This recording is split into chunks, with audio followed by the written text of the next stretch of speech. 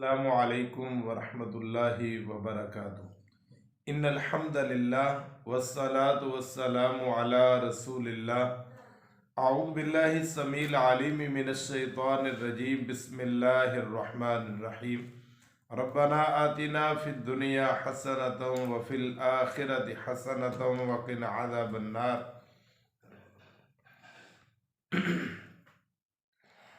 سامعین محترم، امید ہے آپ سب خیریت سے ہوں گے۔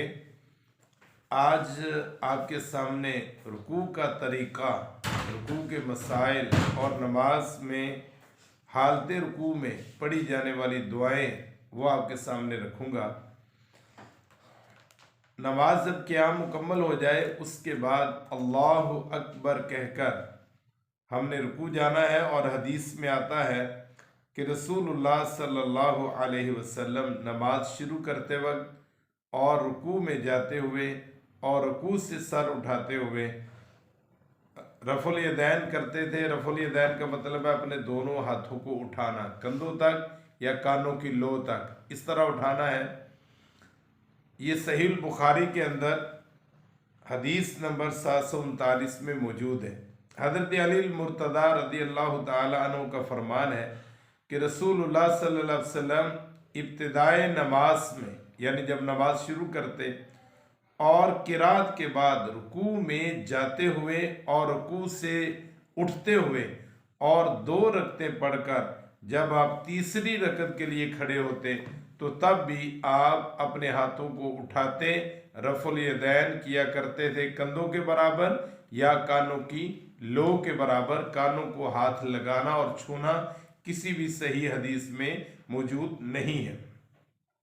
حضرت وائل بن حجر رضی اللہ تعالیٰ عنہ 9 ہجری میں اور 10 ہجری میں رسول اللہ صلی اللہ علیہ وسلم کی ملاقات کے لیے آئے ہیں، اور وہ بیان کرتے ہیں کہ رسول اللہ صلی اللہ علیہ وسلم، صحیح مسلم کے اندر ہے کہ آپ رکوع جاتے ہوئے، نماز کے شروع میں رکوع جاتے ہوئے اور رکوع سے سر اٹھاتے ہوئے آپ رفع الیدین کیا کرتے تھے، اور سردیوں کے موسم میں آپ آئے تو آپ نے چادر سے ہاتھ باہر نکال کر رفع الیدین کیا۔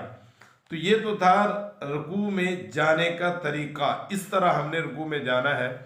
تو رکوع میں جب ہم چلے جائیں تو اپنی پشت کو بالکل ہم نے سیدھا رکھنا ہے، پشت ہماری سیدھی ہونی چاہیے، اور جو ہمارا ہیڈ ہے، سر ہے، وہ بھی ہماری پشت کے برابر ہونا چاہیے، نہ اوپر ہو نہ نیچے ہو، ہماری کمر پشت کے برابر ہونا چاہیے۔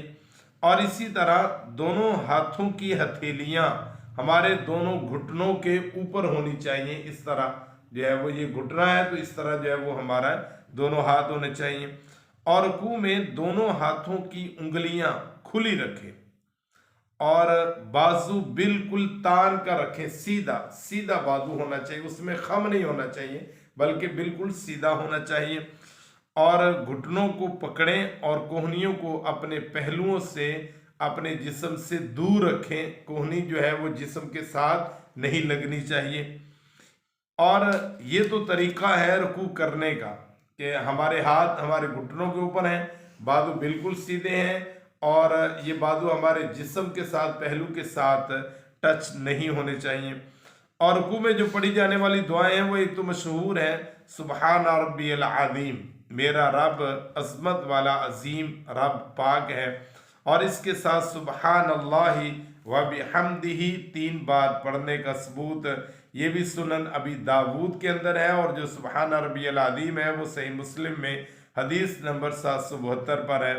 اور سبحان اللہ وبحمدہ یہ 3 بار پڑھیں، اور سنن ابی داود کے اندر حدیث نمبر 885 میں یہ بات موجود ہے۔ اسی طرح سبحانک وبحمدک لا الہ الا انت، ایک یہ دعا ہے کہ اللہ تیرے لیے ہی پاکی اور تعریف ہے اور تیرے سوا کوئی معبود نہیں ہے۔ ایک دعا ہے سبحانک اللہم ربنا وبحمدک اللہم اغفر لی، اے ہمارے رب تو پاک ہے، ہم تیری تعریف کرتے ہیں، اے اللہ تو مجھے بخش دے۔ دیکھیں بڑی عظیم دعا ہے، یہ رکوع میں کی جاتی ہے، اور یہ صحیح البخاری کے اندر حدیث نمبر 794 میں موجود ہے۔ اسی طرح ایک دعا رسول اللہ صلی اللہ علیہ وسلم پڑھا کرتے تھے، सुब्बूहुन कुद्दूसुन रब्बुल मलाइकति वर्रूह, फरिश्तों और जिब्रील रूहुल अमीन का रब बहुत पाक और मुक़द्दस है। और ये भी रसूलुल्लाह सल्लल्लाहु अलैहि वसल्लम पढ़ते, सही मुस्लिम के अंदर हदीस नंबर 487 में ये बात मौजूद है।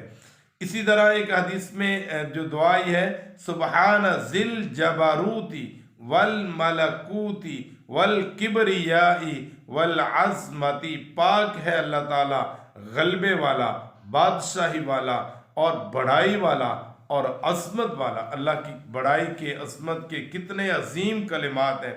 और ये रसूलुल्लाह सल्लल्लाहु अलैहि वसल्लम का जो ये दुआ का जिक्र है, ये सुनन नबी दाऊद 873 हदीस में मौजूद है।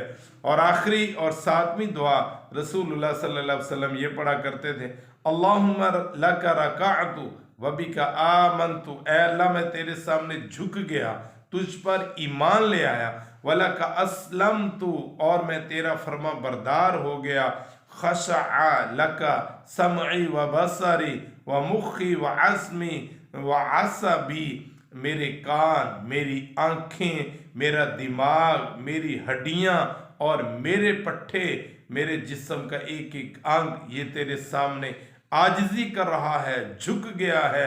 तो रसूलुल्लाह सल्लल्लाहु अलैहि वसल्लम इस तरह रुकू फरमाया करते और ये दुआएं पढ़ा करते थे। आप अंदाज़ा लगा सकते हैं, 7 दुआएं आपके सामने रखी हैं, इसको याद करें। कभी सुबहाना रब्बिल अज़ीम पढ़ लिया, कभी सुबहानल्लाह व बिहम्दिही पढ़ लिया, कभी सुब्बूहुन कुद्दूसुन रब्बुल मलाइकति व रूह पढ़ लिया, कभी सुबहानकल्लाहुम्मा रब्बना व बिहम्दिका अल्लाहुम्मा ग़फ़िरली, ये इस दुआ का एहतमाम कर लिया। तो ये बदल बदल कर हमें दुआ करनी चाहिए और इसमें जल्दी नहीं करनी चाहिए। और रसूलुल्लाह सल्लल्लाहु अलैहि वसल्लम ने फरमाया, नमाज में रुकू और सुजूद पूरा न करने वाला नमाज का चोर है। अल्लाह ताला मुझे और आपको सुन्नत के मुताबिक नमाज पढ़ने की तौफीक अता फरमाए। अस्सलामु अलैकुम व रहमतुल्लाहि व बरकातुहू।